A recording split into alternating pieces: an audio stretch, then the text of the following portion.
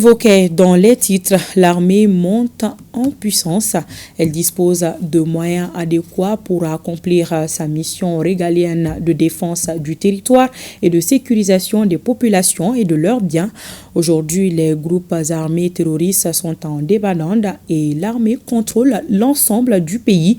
Les responsables de la DIRPA étaient face à la presse pour la traditionnelle conférence de presse et c'était en présence de Aridou Matina. Sur le théâtre des opérations, le mois de juin a été plus calme par rapport au mois de mai. Même si les groupes armés terroristes s'adonnent à des attaques aux engins explosifs improvisés. L'utilisation d'engins explosifs improvisés par les groupes armés terroristes dénote à suffisance de leur incapacité à narguer frontalement les forces armées maliennes. Et depuis 4 mois, les forces armées maliennes ont changé de paradigme dans les opérations et sont en train d'être plus que jamais actives sur les différents théâtres d'opérations qui ont permis de mettre les groupes armés terroristes en débandade.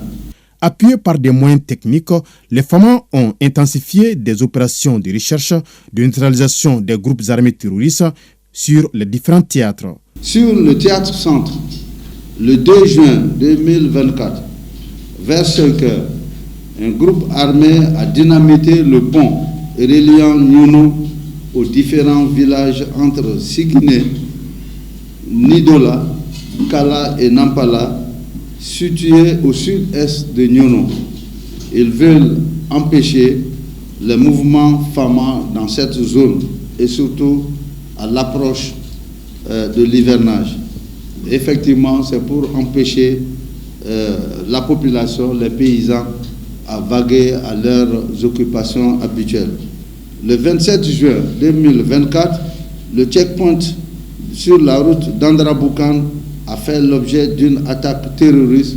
Cette attaque a été repoussée et plusieurs terroristes neutralisés par les FAMA. Sur le théâtre sud, le 10 juin, la brigade territoriale et la garde de Toukoto ont fait l'objet d'une attaque terroriste et la poursuite a été engagée pour neutraliser les GAT ayant fait l'objet de cette attaque. La situation sécuritaire du mois de juin a été marquée par des exactions contre la population civile avec des paiements de zakat, des assassinats et des enlèvements de personnes et de bétail.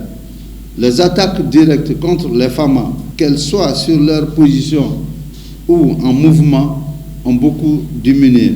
En plus de la situation sécuritaire, le conférencier a fait le point des différentes activités menées durant le mois de juin par le département de la Défense et des anciens combattants, ainsi que l'état-major général des armées, avant d'apporter des éclairages aux questions posées par la presse. Les FAMA sont plus que jamais déterminés à lutter contre les forces du mal et s'engagent à laisser au peuple malien un territoire libre de tout groupe armé terroriste, a souligné le dit conférencier.